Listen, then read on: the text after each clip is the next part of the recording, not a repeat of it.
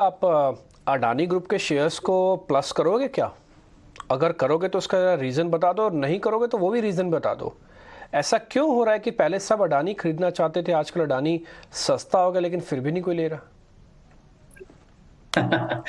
जी, आप अडानी ग्रुप्स में I mean जो जनवरी के बाद से जो आई मीन वॉलेटिलिटी आई है साथ करेक्शन के साथ, मुझे लगता है कि ये ट्रेंड इतना जल्दी रिवर्स नहीं होगा। अभी सुप्रीम कोर्ट ने जिस हिसाब से एक कमेटी बनाई है, वो कमेटी का रिकमेंडेशन आने के बाद ही मुझे लगता है कि इसमें कुछ क्लैरिटी इमर्ज होगी। टिल द टाइम मुझे नहीं लगता है कि बहुत बहुत बड़ा आउट परफॉर्मेंस हमें दिखने को मिलेगा। और हम लोग और आई थिंक हमारे हिसाब से हम लोग अभी न्यूट्रल है ये ओवरऑल ग्रुप पे। बट डेफिनेटली इनके कुछ बिजनेस डिवीजन को देखें, अडानी पोर्ट्स जैसे for example, even cement business, I think this business this should continue to do well. Adani ports में हम लीडरशिप स्टेटस रखा है कंसिस्टेंटली, आई मीन एक्सपेंड कर रहे हैं, वॉल्यूम काफी कंसिस्टेंट है, कैश फ्लो जनरेशन काफी बेहतर है। तो मुझे लगता है कि ये सब स्पेस में इन्वेस्टर को देखने चाहिए। बट अभी मैं वेट एंड वॉच की अभी सलाह रहेगी वो पूरा इंटायर ग्रुप के लिए।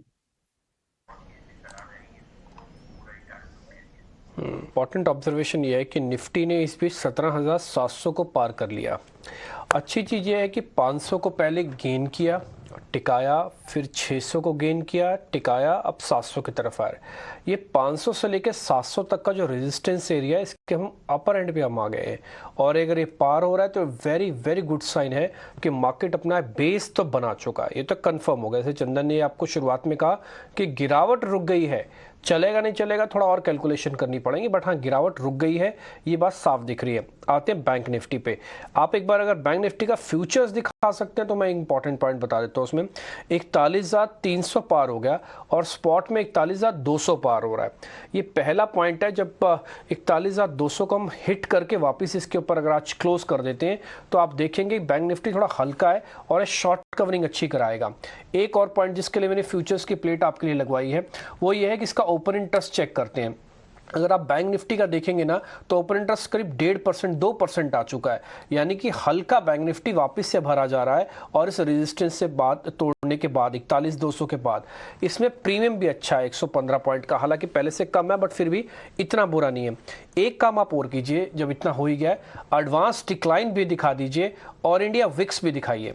ये इसलिए जरूरी है समझना, अगर आपको बाजार समझ में आ रहा है तभी आप अच्छे लॉन्ग के सौदे पकड़ पाएंगे। अगर आपका बाजार ही समझ में नहीं आ रहा तो आप शॉर्ट और लॉन्ग में कंफ्यूज रहेंगे हमेशा। इसलिए पहले मार्केट समझना जरूरी है। विक्स आज बढ़ नहीं रहा, ये टूट भी नहीं रहा, ये चीज का ध्यान रखिएगा। इसलिए कश्मकश ये 17,700 पे और 41,200 पे जरूर होगी, ये विक्स आपको इंडिकेट कर रहा है। अब आते हैं एडवांस डिक्लाइन पे। मार्केट की ब्रेथ अच्छी है, बाजार के पास क्रिटिकल लेवल्स का बेस बना हुआ है। 50 दिन 200 दिन तो बहुत पीछे चले गए हैं, अब वो 20-20 दिन की एवरेज को भी मेंटेन कर रहा है।